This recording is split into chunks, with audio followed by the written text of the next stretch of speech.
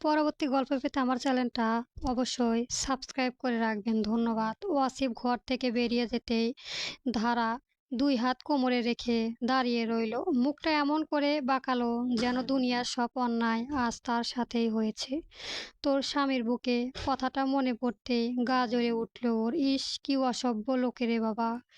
কিন্তু মুখে যতই গজগজ করুক বুকের ভেতরে কেমন যেন পিঠ ঢিপ ঢিপ করছে। অপশন ২ বেছে নেওয়ার সাহস দেখলেও এখন মনে হচ্ছে ভুল করে ফেলেছে না তো। ধারা আয়নার সামনে গিয়ে দাঁড়ালো। চুলগুলো ঠিকঠাক আছে কিনা দেখলো। তারপর নিজেকে ফিসফিস করে বলল, ভয় পাওয়ার কিছুই নেই ধারা। শুধু এক ঘরে যাচ্ছি জেলে না। গম্ভীর শ্বাস নিয়ে বেরিয়ে এলো ঘর থেকে। ওয়াসিফের রুমের দরজা আধ খোলা। ভেতর থেকে ল্যাম্প শেডের হালদোলে আলো বেরিয়ে আসছে। ধারার পা টিপটিপে ভেতরে ঢুকতেই ওয়াসিফ বুক সেপটে সেফের সামনে দাঁড়িয়ে কিছু একটা গুছাচ্ছিল।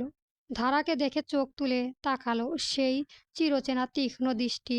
এত সময় লাগলো কেন? ধারা ঠোঁট উল্টে বলল, আমি তো বলেছিলাম একটু পরেই আসবো। আমি কি একটু পরেই ডাকছিলাম? ধারাও চুপ। এই লোকের সাথে কথা পার পারা যায় না। কথায় কথায় এমনভাবে উ কোণঠাসা করে দেয় যেন শেষমেশে নিজের কথাই ভুল মনে হয়। ওয়াসিফ চেয়ার টেনে বসে বলল, দাঁড়িয়ে থাকবি না বস। ধারা বিছানায় এক কোণায় গুটিসুটি শুয়ে বসলো যেন ক্লাস টিচারের সামনে ধরা পড়ায় অপরাধী ছাত্র। ওয়াসিফ কয়েক সেকেন্ড চুপ তাকিয়ে রইল ওর দিকে। তারপর ধীর গলায় বলল, জানিস আমি তোকে শাস্তি দিতে চাইলেও অপশন একটাই যথেষ্ট ছিল।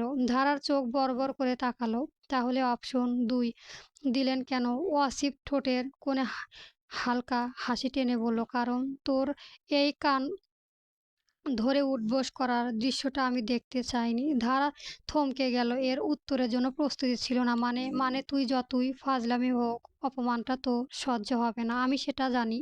ধারার বুকের ভেতরটা হালকা কেঁপে উঠল। এই মানুষটা ওকে এতটা বোঝে। কিন্তু পরক্ষণে ওয়াসিফ গম্ভীর হয়ে বলল, তবে পড়াশোনায় ঢিলামি করলে ছাড়ও পাবি না। ধারা মুখ গোমড়া করে বলল, আমি চেষ্টা করি কিন্তু মাথায় ঢোকে না। ঢোকাতে হয়। সোজাসাপটা জবাব। ওয়াসিফ টেবিল থেকে খাতা এনে সামনে রাখলো। আজ তোকে ঝ বকাঝকা করব না, বুঝিয়ে বলবো। তবে শর্ত আছে। ধারা ধিক্কা চোখে তাকালো। কি শর্ত? মাঝপথে পালাতে পারবি না। ধারা মাথা নেড়ে রাজি হলো। আসিফ পাশে এসে বসলো।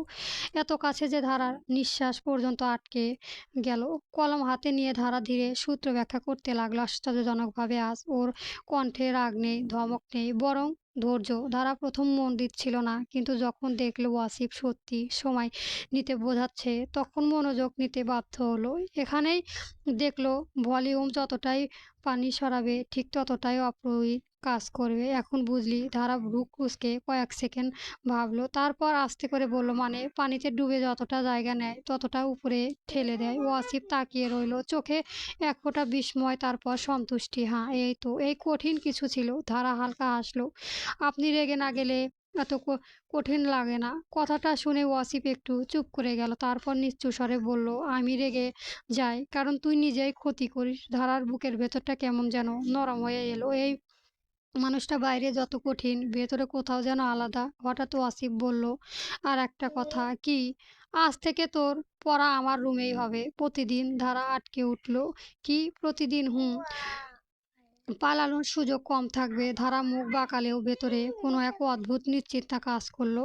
অন্তত অপমান নয়, শেখার সুযোগ। ওয়াসিফ উঠে দাঁড়ায়, বলল, আজ এইটুকু, যা ঘুমা। ধারা দরজার দিকে এগিয়ে গিয়ে হঠাৎ থামলো। পেছনে তাকিয়ে বলল, শুনছেন?